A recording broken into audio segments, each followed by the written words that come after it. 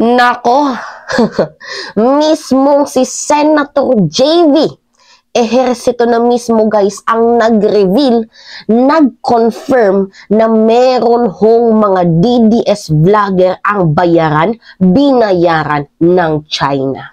And after guys na i-reveal ito ni Senator JV Ejercito, mamaya meron akong ipapakitang video sa inyo guys, ay nagwala sa galit, nagwawala ho itong mga DDS vlogger na guilty ho na binayaran ng China.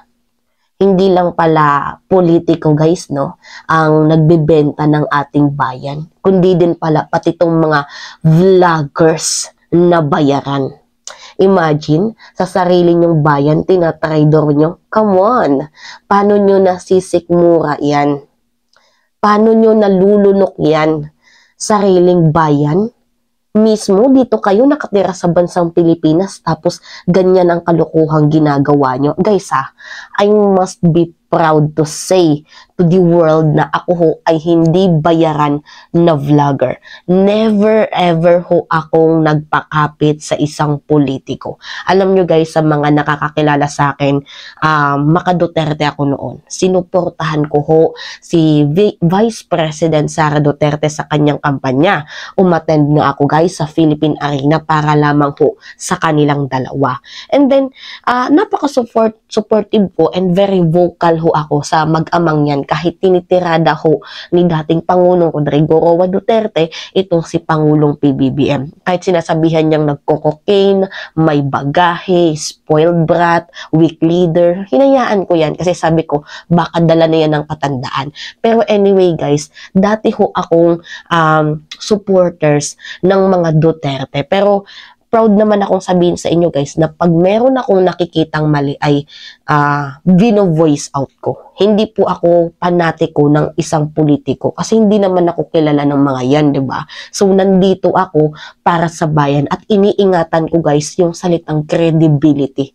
Hindi kasi deserve ng mga tao na ma-fake news. Hindi din deserve ng mga tao na maniwala sila sa maling mga opinion, sa mga, alam nyo guys, yung mga pinapalabas ng mga politikong mabulaklaking salita. Diba? Ayoko ng ganun. Kung nakikita ko, kung meron naman dapat pansinin natin. Kung kaya kong sabihin ngayon, sasabihin ko sa inyo. So ngayon nga, ito na nga guys, no, para hindi na tayo mahaba. So panoorin natin tong video ni JV Ejercito. At dito niya sinabi guys na itong mga DDS vlogger na to ay binayaran ng China. So imagine, 2,000 silang nandoon. Imposible namang walang budget yung mga yan. 'Di ba? So nabanggit din ho ni Senator JV Ejercito na ang pagpunta ho ng mga DDS vlogger ng mga bayaran na to ay para ho umattend sa meeting ho, propaganda council ng Chinese government. So galit na galit sila kay JV Ejercito eh. So anyway, ito yung video guys, panood natin sa inyo. Supporters ni Duterte, alam naman natin kung gaano kabagsik din yung mga yan. Hindi naman sa nag-threaten sila politically, pero they can organize their protest. Ay, ako nga bilang sektor doon. Ako, taga-suporta ako ni Pangulong Duterte noong panahon na ako nagdepensa ng halos lahat ng mga infrastructure project dahil ako'y naniniwala. Kaso, may ilang sangay ng DDS. Nakakalungkot. Sila po ay pinopondohan ng China to create destabilization at nagkataon. Pagkatapos nilang 2,000 sila sa China, magda 2,000 ka ba sa China? No? Siguro na ano na yan, na indoctrinate at nagkaroon na pare-pareho din sa nagkataon naman, nagsalita ako tungkol sa West Philippine Sea. Ako yung una nilang pinunterya at si Commodore Jun Tariela ng Coast Guard. Tapos si Secretary Gibo Teodoro. Sa akin lang kasi hindi ko rin akalain sa ganitong sitwasyon, tumatawid tayo ng political color Binubuli tayo ng China. Dapat magkaisa tayo, Pilipino tayo. Tama. Ang kinalulungkot kayo sa hindi ko sukat akalain, yung mga Pilipino, na ibibenta ang ating bayan. No? Mahirap yun. Nakakalungkot. Ibig sabihin mo sa NJB, meron dyan na nasa payroll na ng China? Yan ang nasa pinapakilot nila? Yan po, Intel report yun. Yan. Nako. Credible. Ito ba yung mga may pupunta ng China ba? Ito ba yung mga pupunta ng China? Na bumisita pa? Pumunta pa ng... Matagal dun. Matagal dun? Matagal. 2 linggo. Champion na dun eh. Ito ba yun yung mga all expenses paid na pinabog tayo sa China? Paano yun? Ito ba yung mga sinasabi mo? Sila Mark Lopez, tako. Kawawa naman. Yun naman. Yung issue dun. Nagulat ang beauty ng lola. Pinangalanan si Mark Lopez. Bayaran ka pala ha. Sige, iko-content kita. So anyways, isa din talaga sa napansin ko ay iisa lang ho yung kanilang kompas. Iisa lang ho yung kanilang linyahan. Iisa lang din ho ang kanilang tirada when it comes to West Philippine issue. So hindi talaga malabo guys na binayaran yung mga yan. Kasi itong balitang to guys, noong July pa to. Hindi ko na nga to kinontent. Ito nga yun guys, oh. Kasi dati yan. Kita nyo yan. China's NRTA host seminar for journalists and information officers. So, hindi naman kasi relevant para sa akin during that time, itong mga to. So, hindi ko na to kinontent. So, para sa akin, wala lang to. Pero anyway, kasi ano din naman yung sasabihin ko dito, binayaran sila, asa naman yung ebidensya ko? Wala naman, 'di ba? So, nung kinonfirm ito ni Senator JV Ejercito, at ito nga guys, ipapakita ko yung post ni Tio Moreno, ni Mark Lopez, talagang mga guilty. So, literal nga talagang nagwala sila at aminado na mismo. Kahit hindi man nila aminin, gumagawa pa sila ng way para ibalik ko yung story, ay nahulog din po talaga ang isda sa bunganga. Inamin din mismo nila sa kanilang Facebook post na pumunta sila doon para umattend sa Chinese government meeting. So, yun na nga guys, during that time, wala naman akong factual evidences para sabihin ho na binayaran tong mga taong to. But then, ngayon na kinonfirm na ho, ay di, i-content natin to. Kasi, di ba, hindi naman ako yung tipo ng tao na tatahimik lang kapag merong mali. So, dapat i-broadcast natin to para maging aware din ang mga mamamayang Pilipino sa pakikinig sa mga bayarang vlogger na binibenta ho ang ating bayan sa mga dayuhan, para maging aware din ho ang ating mga kapwa Pilipino sa mga vlogger ho na pinapanood nila. So guys, I'm proud to say na hindi ho ako bayarang vloggers. Proud na proud po akong sabihin yan sa inyo. So wag tayong gumaya dito guys. Actually, kwento ko lang muna yung life ko. Nagsimula akong mag-vlog. Hindi ako nag-vlog.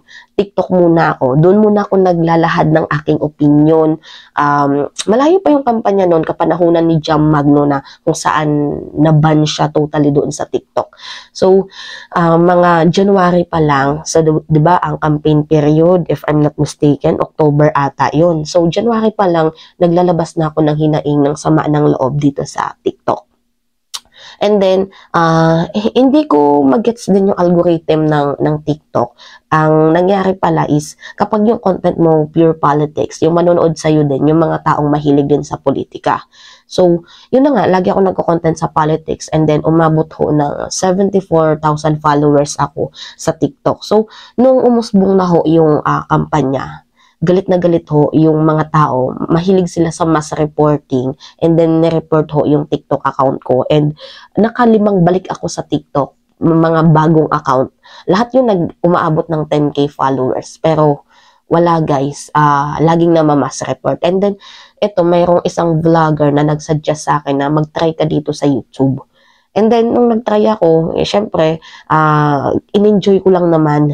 Hindi ko sineryoso to the point na ito pala magiging daanan ko. So, hindi ko siya sineryoso. Kumbaga, in-enjoy ko, sinabi ko yung opinion ko, may sweldo man yan o wala. So, yun na nga, in-enjoy ko yung paglalahad ko ng opinion, and then, meron ako isang channel na umabot ng sobra 100,000 subscriber, which is yung Mima Alicia, first channel ko, and nawala siya. Hindi ko alam sa anong pamaraan, tapos gumawa na din ako ng second channel, ganun pa din, and then pangatlo, ito, pang-apat na channel ko na to, which is yung my 45,000 subscriber, and then, madaming salamat to sa mga tao up to this moment, sumusuporta sa akin. So, yung mga taong yan, hindi yan sa akin susuporta ng paulit-ulit, hindi yan magsasubscribe sa akin ng paulit-ulit kung hindi nila ako gusto. Kasi guys, ako yung tipo na meron hong paninindigan, merong isang salita at hindi ko nababayaran ng isang politiko. Kagaya nga ng sabi ko sa inyo guys, pag mali, inuusig ko. Pero pag tama, binablog natin yan. Ganun ho akong klaseng vlogger. Hindi ho ako bayaran ng isang politiko kasi may freedom ako sa paglalahad ng aking opinion. So, walang sinong politiko ang mag-ano sa akin, magko-contradict kasi this is my platform. May free will ako kung ano yung gusto ko. Kung gusto mong gumawa ka ng sarili mong channel. Yun. Anyway, going back sa ating topic, ito na nga. China NRTA host a seminar for journalists and information officers. So, yung mga taong yan, kasama dyan si Trixie Cruz Angeles, si Tio Moreno, at saka, syempre, si Mark Lopez. Yan, yung mga mukhang yan. Hindi ko nakilala dyan yung iba. Pero anyway, sila ho yung tinutukoy ni Senator JV Ejercito na binayaran ho ng China para ho, alam nyo na, binenta na ata nilang ating bayan sa mga yan. So, ngayon, may nag-react. Yan. Di ba ang pinangalanan lang ho ni Senator JV Ejercito ay itong si Mark Anthony Lopez. Pero ang nag-react si Tio Moreno. Ito ho yung sabi ni Tio Moreno guys. Dear Senator JV Ejercito. Yan. Nag-react siya. I'd like to provide clarification, blah blah blah. Pero ito guys yung pinaka-catch dito. Basahin natin Yan. Ano ko na lang. I-crop ko na lang yung pinaka-catch dyan, kung saan inamin din mismo ni Tio Moreno na bayad sila. So, just in case you are uninformed, the Chinese government has proposed initiatives aimed at bolstering regional cooperation, focusing on policy exchange, content collaboration, digital economy development, and fostering talent exchange across various sectors within the Asia. So, di ba ang sinasabi ni Senator JV Ejercito, meron hong mga vloggers ang binayaran ng China, ng Chinese. So, dito sa sinabi ni Tio Moreno, kitang-kita naman na admitted siya. Nandiyan na ho yung kanyang admittance na nanggaling sila sa Chinese government. So, 'di ba? Imagine, siya na mismo nag-amin na galing sila sa Chinese government. So, ang tanong diyan, ano yung ginawa niyo? 'Di ba? Although sinabi niya naman dito, pero hindi naman tatagal yan, guys, ng 2 linggo kung wala yung mga chibay. 'Di ba? Funded Kasi ito yung time na to guys, ito yan, yung time na yan, China's NRTA, gusto ko yung i-content. Pero wala lang akong sapat na ebidensya para sabihin na binayaran sila.